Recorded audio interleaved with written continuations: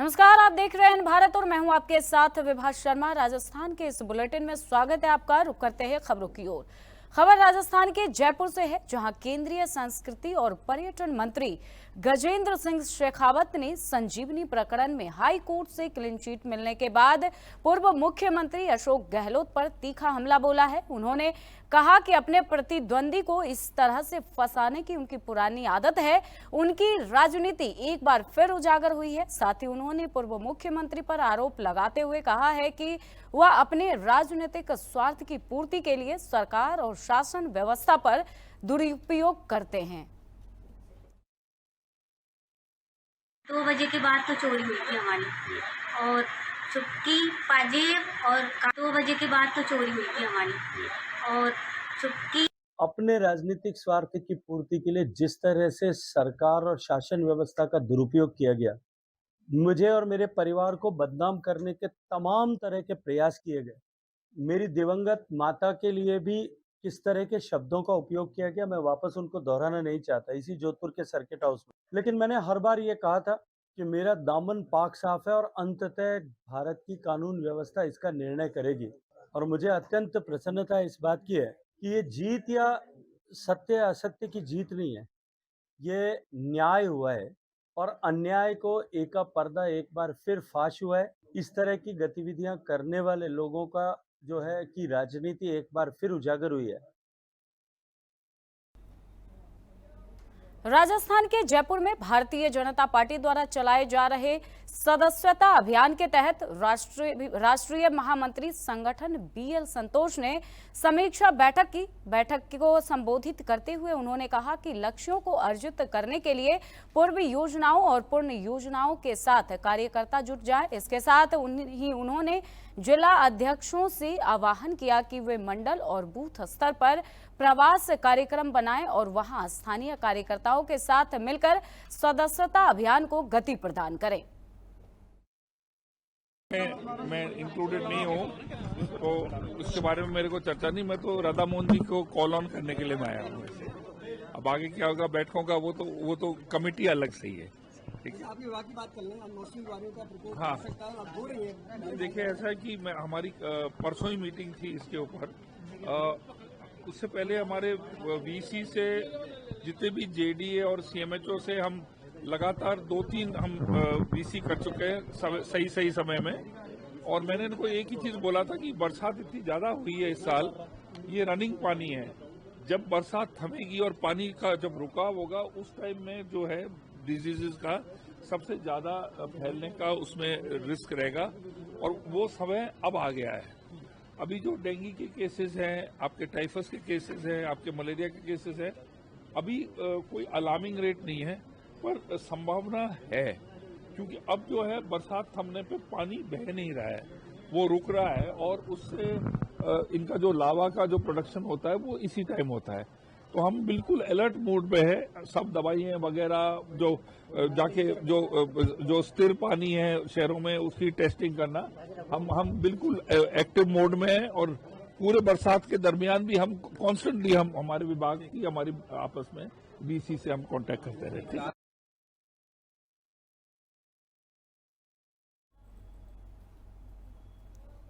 खबर राजस्थान के सीकर से है, जहां नव नियुक्त एसडीएम दिव्या चौधरी ने पदभार ग्रहण किया। पदभार ग्रहण करने के बाद एसडीएम खाटू श्याम मंदिर पहुंची, जहां उन्होंने मंदिर में सुरक्षा व्यवस्था का जायजा लिया। इस दौरान श्री श्याम मंदिर कमेटी के व्यवस्थापक संतोष शर्मा समेत अन्य पदाधिकारी मौके पर मौजूद रहे। आज आप दर्शन करने बाबा श्याम के दरबार में आए हैं, तो यहाँ की व्यवस्थाएं अभी आपको कैसी लगी? आने वाले समय में जो खाटू श्याम जी व्यवस्थाएं डगमगा रही है उसमें आपने आपको क्या करना? आज मैंने जाटारामगढ़ में एज एसडीओ पद ग्रहण किया है। खाटू श्याम जी के दर्शन किए हैं। तो व्यवस्थाओं के बारे में मेरा ये रहेगा कि इन दी कमिंग डेज हम लोग एक मंदिर ट्रस्ट के साथ डिटेल मीटिंग करेंगे। और चूँकि अभी व्यवस्थाएं जब फुल फ्लेज्ड मेला चल रहा होता है, बहुत भीड़ होती है, तभी हम उसको देख पाते हैं। अभी आई थिंक श्राद्ध की वजह से काफ़ी कम भीड़ है। तो हम कोशिश करेंगे कि जो इश्यूज़ यहाँ कॉमन मैन को दर्शन में फेस करने पड़ते हैं, प्लस जो खाटू के रहने वाले लोगों को मंदिर की भीड़ की वजह से इश्यूज़ होते हैं, तो वो रिजॉल्व करने की हम लोग प्रयास करेंगे। सो मेरा टारगेट ये रहेगा कि विद इन 1 वीक मैं और मेरी जो पुलिस है और प्लस मंदिर ट्रस्ट बैठ के एक बार डिटेल मीटिंग करें।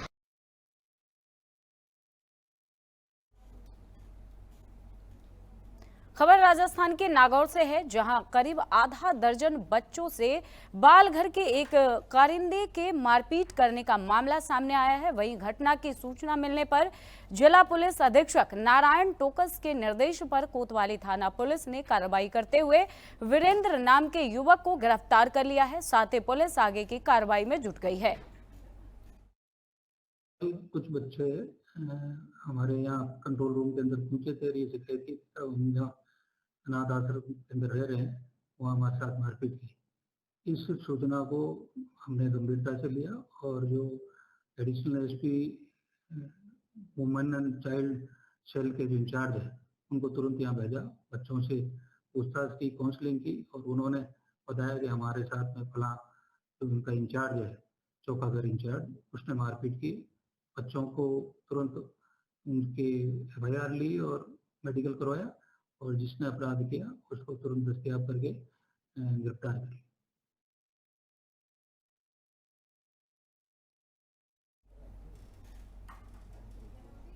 खतगढ़ बस स्टैंड पर सोने चांदी के आभूषण के चोरी की वारदात को अंजाम देने वाले सासी गैंग के 4 आरोपियों को पुलिस ने गिरफ्तार कर लिया है। जिला पुलिस अधीक्षक चुनाराम जाट के निर्देशन में 1 सितंबर को खतगढ़ बस स्टैंड पर हुई सोने चांदी के आभूषणों के चोरी की वारदात का खुलासा करने के लिए एक टीम का गठन किया गया था। टीम द्वारा आसपास के CCTV फुटेज और तकनीकी अनुसंधान के द्वारा गैंग का पर्दाफाश कर 4 आरोपियों को गिरफ्तार कर हरियाणा के जींद और हिसार से गिरफ्तार किया गया है।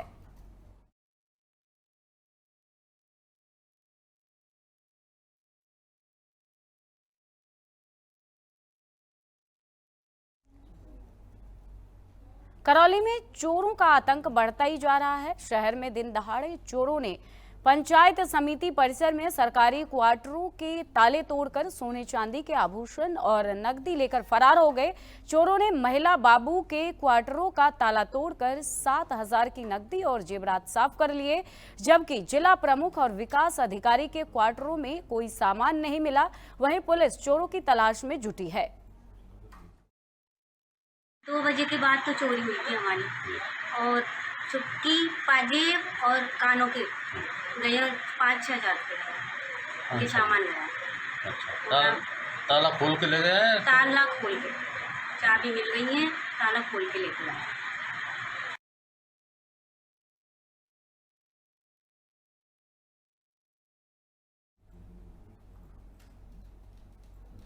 बहरौर की बानसूर पुलिस ने अवैध हथियार रखने वाले के खिलाफ बड़ी कार्रवाई की है। आपको बता दें, आरोपी सतीश मीणा उर्फ रिंकू को अवैध कट्टे 2 जिंदा कारतूस के साथ गिरफ्तार किया गया है। आरोपी की उम्र 28 वर्ष बताई जा रही है, जो कि बानसूर का रहने वाला है। अतिरिक्त जिला पुलिस अधीक्षक नीम सिंह और अधिकारी सत्य प्रकाश मीणा के निर्देशानुसार अवैध हथियारों के खिलाफ कार्रवाई के लिए 7 सदस्यीय टीम का गठन किया गया था। गठित टीम द्वारा अवैध हथियार रखने वाले बदमाशों को चिन्हित कर उस पर निगरानी कर उनकी संदिग्ध गतिविधियों पर नजर रखी जा रही थी। बुधवार को नगर पालिका क्षेत्र के टूडिया कबासा रोड के पास से आरोपी सतीश मीणा को गिरफ्तार किया गया है।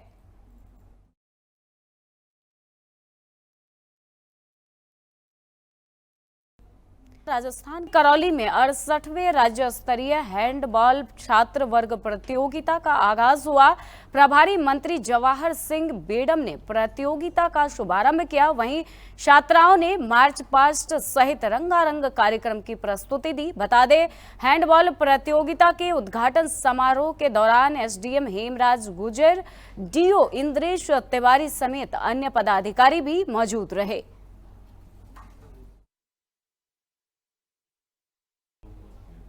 राजसमंद शहर में गुरुवार देर रात दो समुदायों के युवकों के बीच मारपीट के बाद दोनों पक्षों में विवाद हो गया। एक समुदाय के लोग एकत्रित होकर राजनगर थाने पर जा रहे थे, तभी कथित तौर पर दूसरा पक्ष भी सामने आ गया, जिससे पथराव की स्थिति बन गई।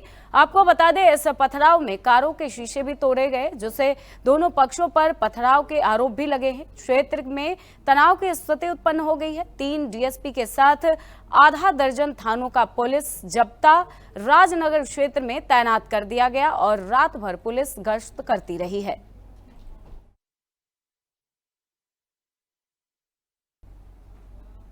विश्व हिंदू परिषद और बजरंग दल के आह्वान पर गुरुवार की शाम रतनगढ़ में आक्रोश रैली निकाली गई। कार्यकर्ताओं ने उक्त आक्रोश रैली तिरुपति बालाजी मंदिर में बीफ और चर्बी मिले घी प्रकरण के संबंध में दोषी लोगों के खिलाफ कड़ी कार्रवाई करने की मांग को लेकर आयोजित की थी।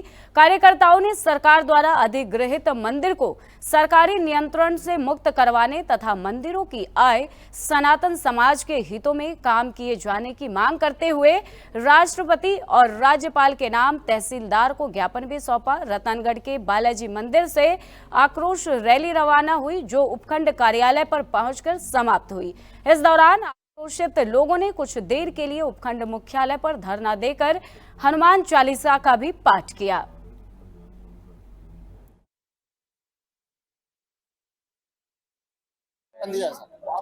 आज हमने ये आक्रोश रैली पिछले कुछ दिनों में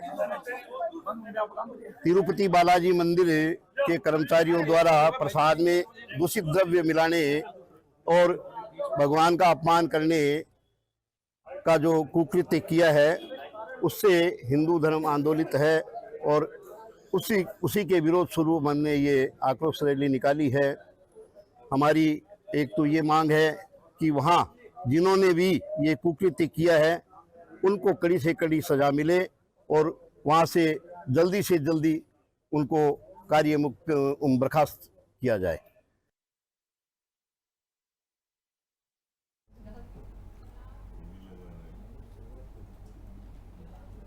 राजस्थान के इस बुलेटिन में फिलहाल इतना ही। देश और दुनिया की तमाम खबरों को देखने के लिए आप देखते रहिए एन भारत।